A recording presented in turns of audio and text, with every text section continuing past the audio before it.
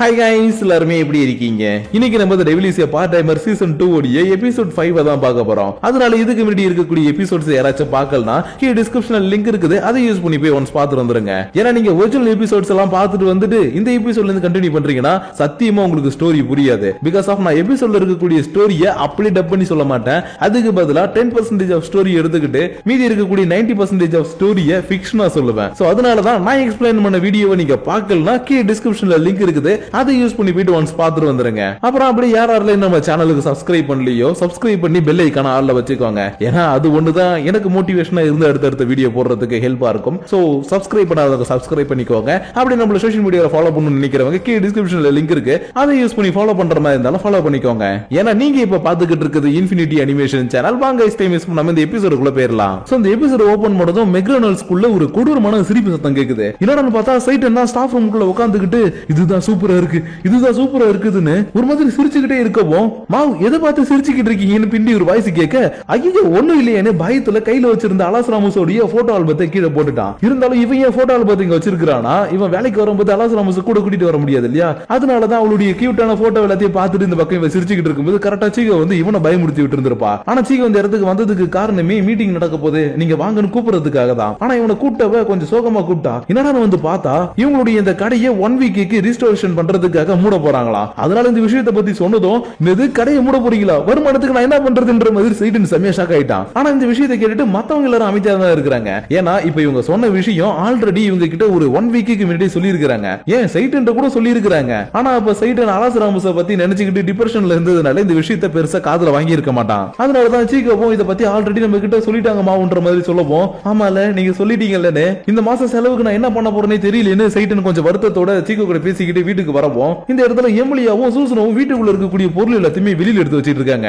அதனால ஏன் என்னாச்சுன்ற மாதிரி இவன் கேட்க, இவன் மேனேஜர் சொன்ன விஷயத்தை கேட்டுட்டு அதிர்ச்சியானதை விட இவங்க சொல்றதை கேட்டுட்டு தான் இவனுக்கு செம அதிர்ச்சியா இருக்குது. ஏன்னா லாஸ்டா கேப்ரியல் வந்து இவங்க வீட்டை அட்டாக் பண்ணாலியா, அந்த டைம்ல வீடு எக்கச்சக்கமான டேமேஜ் ஆயிருக்கும். ஆனா அந்த விஷயத்தை பத்தி இந்நாள் வரைக்கும் ஓனர் கிட்ட சொல்லவே இல்லை. ஆனா அவங்களே எப்படி ஒரு வழி அந்த விஷயத்தை கண்டுபிடிச்சிட்டு, தம்பிங்களா ஒரு 3 நாள் மட்டும் வீட்டை விட்டு வெளியில போய் வெளில தங்குங்க, நான் வீடு ரீஸ்டோரேஷன் பண்ண போறேன்னு சொல்லி நோட்டீஸ் அனுப்பியிருக்காங்க. அதனாலதான் இவங்க சொல்ற விஷயத்தை கேட்டுட்டு அதிர்ச்சி ஆகிட்டு இருக்கும் போதே உள்ள பொத்து பொத்துன்னு 2 பேர் கீழே ஒரு சத்தம் கேட்டிருக்கோம். என்னடான்னு பார்த்தா ஓனர் லேடி இவங்களுக்கு ஒரு பார்சல் அனுப்பி வச்சிருக்காங்களா. அதனாலதான் அரசே இந்த தடவை அந்த லேடி என்ன பிளான் பண்ணிருக்காங்கன்னு தெரியல, நாங்க இப்பவே மயங்கி கீழே விழுந்துட்டோன்ற மாதிரி சொல்லிட்டு இருக்கும்போது எமிலியாவும் டக்குன்னு உள்ள வந்து, இங்க பாருங்கப்பா எதுக்கு இந்த பாக்ஸை பார்த்து பயந்துகிட்டு இருக்கீங்க, ஆல்ரெடி இதே மாதிரி பாக்ஸ்ல தானே உங்களுக்கு நிறைய பொருள் எல்லாத்தையும் அனுப்பி வச்சாங்க, அதனால இதுக்குள்ள ஏதாச்சும் இருக்கும்னு இவன் வேக வேகமா பிரிக்க இவனுக்கு 3 பேருக்கும் அள்ளி விட்டுடுச்சு. ஏன்னா ஏற்கனவே வினோதமான போட்டோ எல்லாம் இருந்தது.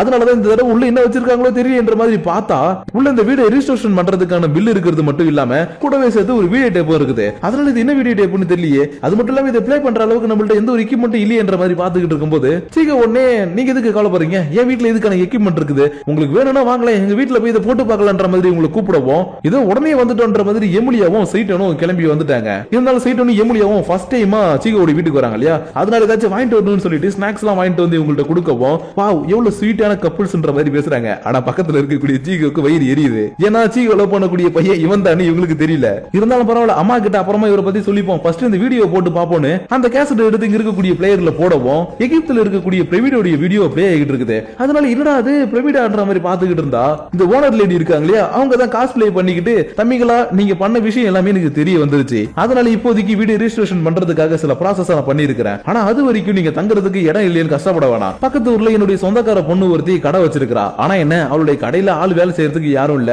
அதனால இந்த வீடியோ ரெடி பண்ற வரைக்கும் அங்க போய் தங்கிக்கிட்டு அப்படியே அவளுக்கு உன்னால முடிஞ்ச ஹெல்ப் பண்ணுப்பா, அவளுடைய கான்டாக்ட் நம்பர் இதுதானே, இந்த வீடியோவுடைய கான்டாக்ட் நம்பர் கொடுக்க சீகோவுடைய அம்மாவும் ஆமாப்பா அவங்க சொல்றது நல்லபடியா தான் எனக்கு தோணுது, நீ பேசாம ஒரு 3 நாள் தானே போய் அங்க வேலை செய்யலாம் என்ற கேட்கவும், ஆமாமா நீங்க சொல்றது சரிதான், இப்ப எனக்கு இங்கேயும் வேலை இல்ல தங்குறதுக்கு வீடும் இல்ல, அதனால அங்கே போலான்னு சொல்லிட்டு அவன் போன் பண்ணவும் சீகோவுக்கு அப்படியே கொஞ்சம் வருத்தமா இருக்குது. ஏன்னா ஒரு பக்கம் மாவுக்கு அந்த இடத்துல வேலை கிடைச்சதுன்னா 3 நாள் அங்க போய் தங்கிடுவான், திரும்ப அவனை பாக்குறதுக்கு ஒரு வாரம் இல்ல 3 நாளாவது ஆயிடும். இன்னொரு பக்கம் இவளுடைய அம்மாவுக்கு சைட்டன் தான் மாவுன்ற விஷயமும் தெரியல.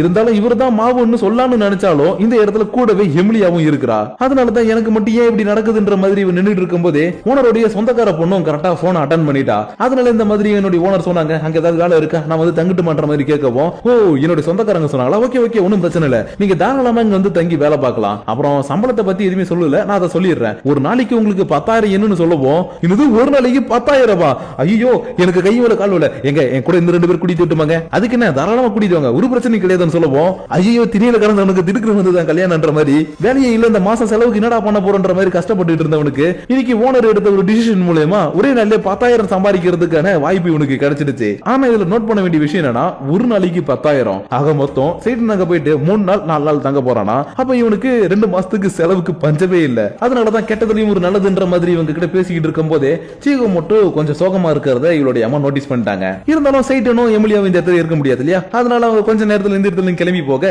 சீகோடைய அம்மாவே டைரக்டா இவகிட்ட வந்து இங்க பாருமா, நீ அந்த பையனை லவ் பண்றன்னு எனக்கு நல்லாவே தெரியுது. ஏன்னா என்னுடைய பொண்ணு எப்ப என்ன பண்ணுவா ஏது பண்ணுவான்றது எல்லாமே எனக்கு நல்லாவே தெரியும். அந்த மாதிரி இன்னைக்கு நீ அந்த பையனை பாக்குற பார்வையிலேயே நீ லவ் பண்ணிக்கிட்டு இருக்கக்கூடிய அந்த பையன் இவன் தான்றது எனக்கு தெரிய வந்துருச்சு. ஆனா நீ எதை நினைச்சு கவலைப்படாத, அந்த பையன் எனக்கு ரொம்ப பிடிச்சிருக்குது. ஏன்னா அவன் பாக்குறதுக்கு ரொம்ப நல்லவனா இருக்கிறான், பெரியவங்கள்ட்ட ரொம்ப அன்பா நடந்துக்கிறான். அதனாலதான் அந்த பையன் எனக்கு ரொம்பவே பிடிச்சிருக்குது. அது மட்டும் இல்லாம நீ அவன் கூட போகணும்னு ஆசைப்படுறதும் எனக்கு நல்லாவே தெரியுது. ஆனா என்னால இப்போ அனுப்ப முடியாதுப்பா. ஏன்னா ஜஸ்ட் நம்ம தெருவுல நடந்து போனாலே எக்கச்சக்கமான இஷ்யூஸ் வருது. சோ அந்த மாதிரி இருக்கும்போது அந்த பசங்க கூட சேர்ந்து நீ வேற ஒரு ஊருக்கு போறனா பெரிய பெரிய பிரச்சனை ஏதாச்சும் வந்தா என்னால தாங்கிக்க முடியாது இல்லையா. அதனாலதான் நீ சேஃபா இருக்கணும்ன்றதுக்காக என்னால இப்போ அனுப்ப முடியாதுன்ற மாதிரி இவங்க சொல்லிக்கிட்டு இருக்க. இன்னொரு பக்கம் இங்க இருந்து கிளம்பி போன சைட்டனும் எமிலியாவும் இப்பதான் டைரக்டா வீட்டுக்கு வந்துட்டு ஹே நீங்க யாரும் இதுக்கப்புறம் கவலைப்பட தேவையில்ல, உங்களுக்கு எல்லாருக்கும் ஒரு குட் நியூஸ் எமிலியா சொல்ல சைட்டனும் ஆமாப்பா இப்போ நம்ம தங்குறதுக்கும் தூங்குறதுக்கும் சாப்பிடறதுக்கும் ஒரு இடம் கிடைச்சிருச்சு. அது மட்டும் இல்லாம ஒரு நாளைக்கு 10,000 சம்பாதிக்கிறதுக்கும் ஒரு வேலையும் கிடைச்சிருச்சு. சோ அந்த வேலைக்கு நம்ம 3 பேரும் தான் போக போறோம். அதுவும் நாளைக்கு சாயந்தரமே போக போறோம்னு சொல்லவும் அலசுராமுக்கு செம கோவம் வருது.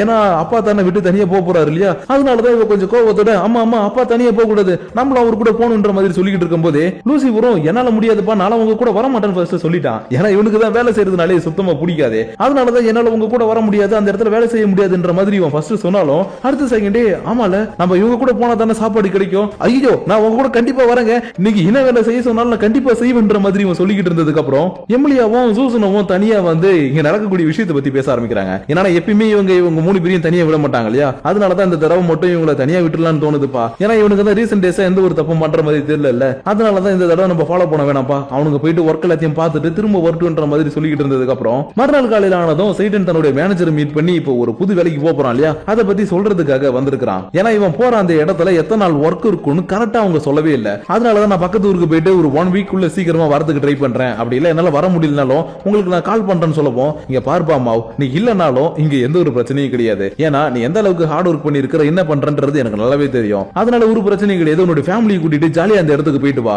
ஏன்னா நீ போறன்னு சொன்ன இல்லையா, அந்த ஊர் ஃபுல்லா பீச்சா இருக்கும், செமையா இருக்கும்பா, நீ போயிட்டு ஜாலியா என்ஜாய் பண்ணுன்ற மாதிரி இவங்க கிட்ட சொல்லிக்கிட்டு இருக்க. கரெக்டா சீகவும் இந்த இடத்துக்கு வந்துட்டா. ஏன்னா இவங்களுக்கு வேலை இல்லனாலும் அப்பப்ப மேனேஜரை வந்து பார்த்துட்டு போறது இவங்களுடைய வழக்கம். அந்த மாதிரி தான் சீகோ இந்த இடத்துக்கு வர பேச வேண்டியது எல்லாத்தையும் பேசி முடிச்சுட்டு 2 பேருமே வெளியில வந்துகிட்டு இருப்பாங்க. அப்ப பார்த்து இந்த இடத்துல ஒருத்தன் மனசு உடைஞ்சு போய் எப்படா அந்த கடை திறப்பீங்கன்ற மாதிரி பார்த்துக்கிட்டு இருக்கான். ஏன்னா நெக்ஸ்ட் ஒரு 1 வீக்கு இவனுக்கு கடையை மூட போறாங்கன்ற விஷயம் தெரியாது இல்லையா, அதனாலதான் கடையை வெறிக்க பார்த்துட்டு இருந்தவ இவங்க வரத பார்த்ததும் ஹே மாவ் உண்மையை சொல்லு, உங்களுக்கு ஆப்போசிட்ல நான் கடையை திறந்துட்டேன்றதுக்காக இந்த கடையை மூடிட்டீங்களா இல்ல வேற ஏதாச்சும் காரணமா சொல்லுடா சொல்லு, என்னுடைய காதலியை பார்க்காம என்னால ஒரு நாள் கூட இருக்க முடியாது. ஏன் என்ன கேப்ரியல் வந்து ஹெல்ப் பண்ணு நான் கூப்பிடும் போது கூட அவனுக்கு ஹெல்ப் பண்ணாம இங்க வந்து நான் என் காதலிக்காக வெயிட் பண்ணிக்கிட்டு இருந்தேன். அதனால கடையை எப்படா திறப்பீங்க சொல்லுடா சொல்லுடா என்ன பிடிச்சி உலுக்கிக்கிட்டே இருக்க.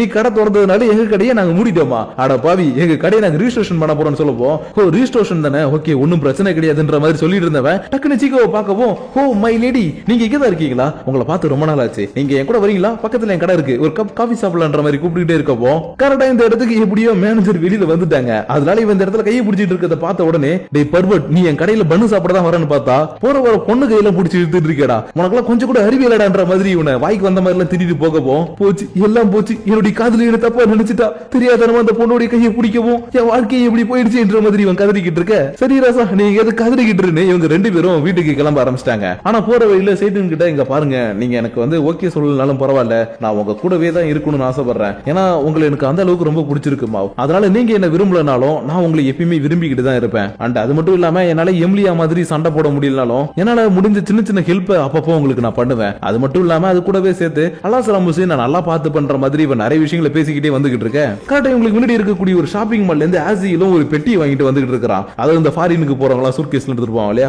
அந்த மாதிரி ஒரு சூட்கேஸ் இந்த இடத்துல வாங்கிட்டு வரவும் எதுக்குப்பா இவ்வளவு பெருசுன்ற மாதிரி கேட்க அரசே உங்களுக்கு தெரியாதா நம்ம இந்த உலகத்தையே சுத்தி பார்க்கணும்னா இந்த மாதிரி ஒரு பெட்டி வேணுமா, அது மட்டும் இல்லாம பெருசா ஒன்ஸ் வாங்கிட்டோம்னா நம்ம லைஃப் லாங் யூஸ் பண்ணிக்கலாம்ல, அதனாலதான் இந்த உலகத்தையும் நம்ம சுத்தி பார்க்கறதுக்காக இந்த பெட்டி வாங்கி இருக்கேன்னு சொல்ல ஏன்பா நம்ம பக்கத்துல இருக்க ஊருக்கு தான் போறன்ற மாதிரி சொல்லவும் பரவாயில்ல அரசே கவலைப்படாதீங்க இது லைஃப் லாங் இன்வெஸ்ட்மெண்ட், சோ அதுல எந்த ஒரு பிரச்சனையும் கிடையாதுன்ற மாதிரி சொல்லிட்டு இருக்கும்போது சீகோக்கு இப்பதான் ஒரு விஷயம் ஞாபகம் வருது. என்னன்னா இவங்க எங்க போனாலும் பின்னாடியே ஃபாலோ பண்றதுக்கு 2 பேர் வருவாங்க இல்லையா, அதனாலதான் அந்த விஷயம் ஞாபகம் வந்த உடனே ஒரு நிமிஷம் இருங்க நான் வீட்டுக்கு போன் பண்ணிட்டு வரேன்னு டக்குனு டக்குனு ஓடி போயிட்டு அம்மாவுக்கு போன் பண்ணி அம்மா எம்லியாவும் சூசனவும் அவங்க கூட போறாங்கம்மா, நானும் போகட்டுமான்ற மாதிரி கேட்க, அவங்க 2 பேரும் வராங்களா, அப்பனா சரி ஓகே, எனக்கு எந்த ஒரு பிரச்சனையும் கிடையாது, நீ தாராளமா அவங்க கூட போயிட்டு வாமான்ற மாதிரி சொல்லவும் மறுநாள் காலையில எல்லாருமே சேர்ந்து ரயில்வே ஸ்டேஷனுக்கு வந்துட்டாங்க. இருந்தாலும் எம்லியாவும் சூசனவும் தான் போவான்னு முடிவு பண்ணாங்களே, அப்புறம் எப்படி வந்தாங்கன்னு கேட்டீங்கன்னா சீக்கிரம் தான் எங்க அம்மா உங்க கூட போனா மட்டும் தான் விடுவேன்னு சொல்லியிருக்காங்க, ப்ளீஸ் எனக்காக வாங்கன்னு போன் பண்ணி இவங்க 2 பேருமே வர சொல்லி இருக்கா. அது மட்டும் இல்லாம இன்னொரு பக்கம் அலாஸ் ராமோஸும் நானும் அப்பா கூட போவோம்னு சொல்லிட்டு அடம் பிடிச்சா இல்லையா, அதனாலதான் இவளை தனியா அனுப்புனா ஏதாவது பிரச்சனை வரும்,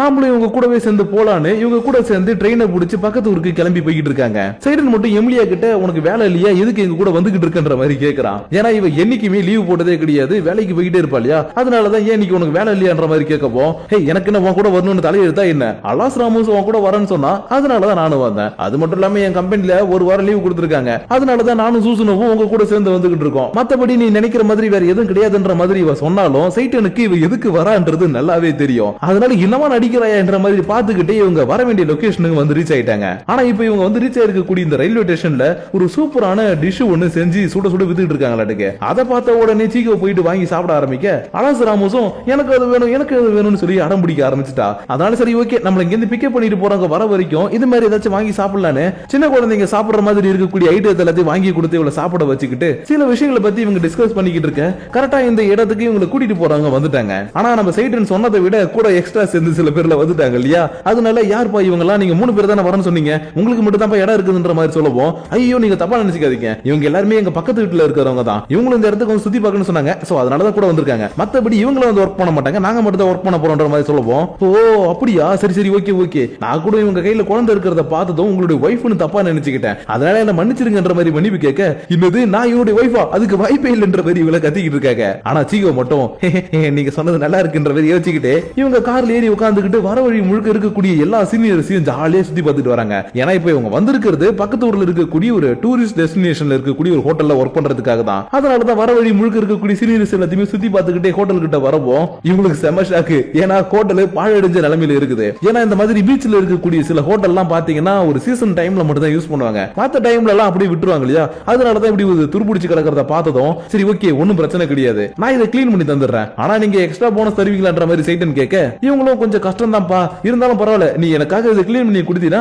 என்னால முடிஞ்ச அளவுக்கு நான் தரேன்னு சொல்லுவோம். அப்புறம் என்ன நாங்க வேலையை ஆரம்பிச்சிடறோம்னு இவங்க 3 பேரும் சேர்ந்துக்கிட்டு இது எல்லாத்தையுமே கிளீன் பண்ண ஆரம்பிக்கிறாங்க. ஆனா கூடவே வந்திருக்கக்கூடிய எமிலியா அப்புறம் சூசனும் இருக்காங்க இல்லையா, அவங்களுக்கு போர் அடிக்குதுன்றதுனால ஹே சைட்டன் நாங்களும் இந்த இடத்துக்கு வந்ததுல இருந்து சும்மா தான் இருக்கிறோம், அதனால எங்களால முடிஞ்ச ஹெல்ப் நாங்க பண்றோம், பட் எங்களுக்கு காசுலாம் வேணாம்னு சொல்லுவோம். வா இந்த டீலிங் நல்லா இருக்குது, வாங்களே ஹெல்ப் பண்ணுங்களேன்னு ஆளாளுக்கு ஒரு வேலையை கொடுத்து பாத்துக்க சொல்ல சூசனும் மட்டும் அலாஸ் ராமோஸ பாத்துக்கிறா. ஏன்னா இவளுக்கு தான் குழந்தைங்களை பாத்துக்கிட்டு அந்த ஒரு எக்ஸ்பீரியன்ஸ் இருக்கு இல்லையா, அதனாலதான் மத்தவங்க எல்லாரும் ஒர்க் பண்ணிட்டு இருக்கும்போது இவன் மட்டும் ஜாலியா அலாஸ் ராமோஸ் கூட விளையாண்டுகிட்டு இருக்க. ஒரு கட்டத்துல அலாஸ் ராமோஸ் வேகமா ஓடி வந்து சைடனுடைய காலை பிடிச்சுக்கிட்டு அப்பா அப்பா இங்க வாங்க அக்கா பண்றத பாருங்க பாருங்கன்னு வெளியில கூட்டிட்டு வரா. என்னடான்னு பார்த்தா மணல்லே இந்த ஜப்பான்ல இருக்கக்கூடிய ரொம்பவே ஃபேமஸான ஒரு கேஸ்ல உருவாக்கி இருக்கிறா. அதுவும் பாக்குறதுக்கு ரொம்பவே தத்ரூபமா இருக்குது. அதனால சரி ஓகே இந்த திறமையை நம்ம என்னைக்காச்சும் ஒரு நாள் யூஸ் பண்ணிக்கலாம்ன்ற மாதிரி சொல்லிட்டு இருக்கக்கூடிய மத்த வேலை எல்லாத்தையுமே பாத்துக்கிட்டு இருக்க எப்படியோ ஒரு வழியா இன்னைக்கு ஈவினிங்குள்ள இந்த கடையை ஃபுல்லாவே சூப்பரா ரெடி பண்ணிட்டாங்க. அது மட்டும் இல்லாம இந்த ஊர்ல இருக்கிறவங்க ஏதாச்சும் புதுசா பண்ணாலும் சரி ஏதாச்சும் வித்தியாசமா பண்ணாலும் சரி ஏதாவது ஒரு செலிப்ரேஷன் வச்சு கொண்டாடுவாங்களாம். அதனால இன்னைக்கு இவங்க எல்லாருமே சேர்ந்து இந்த கடையை உருவாக்குறதுக்கு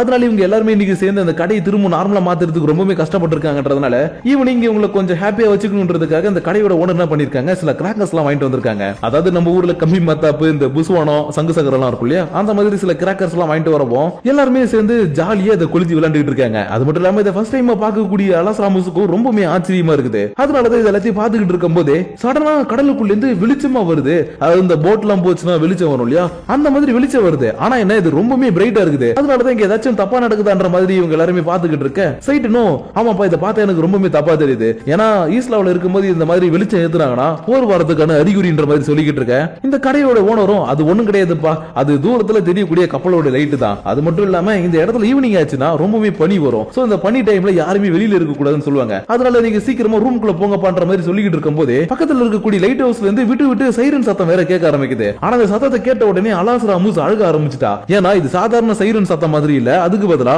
போர்ல சங்கு முழங்கி இந்த போர் முழக்கம் விடுவாங்க இல்லையா, அந்த மாதிரியான ஒரு சைரன் சவுண்ட் இந்த இடத்துல கேட்டதும் தான் அலாஸ் ராமோஸ் அழுக ஆரம்பிச்சிருப்பா. அதனால சரி ஓகே இப்படி இருந்தா சரி வராது, இவங்க சொல்ற மாதிரி நம்ம உள்ள போயிட்டு ரெஸ்ட் எடுக்கலாம், இதுக்கப்புறம் நம்ம வெளியில இருக்க வேணானே இவங்க எல்லாருமே கடையில இருக்கக்கூடிய ரூமுக்குள்ள போக ஓனர் சொன்ன மாதிரி இந்த இடத்தை ஃபுல்லா மூடு பண்ணி வந்து மூடிக்கிச்சு. ஆனா இப்பன்னு பார்த்து லைட் ஹவுஸ் வெளிச்சம் கரெக்டா அந்த பனிக்குள்ள பட ஒரு கொடூரமான உருவம் தெரியவும் அப்படியே இந்த இடத்துல இந்த எபிசோட முடிச்சிட்டாங்க.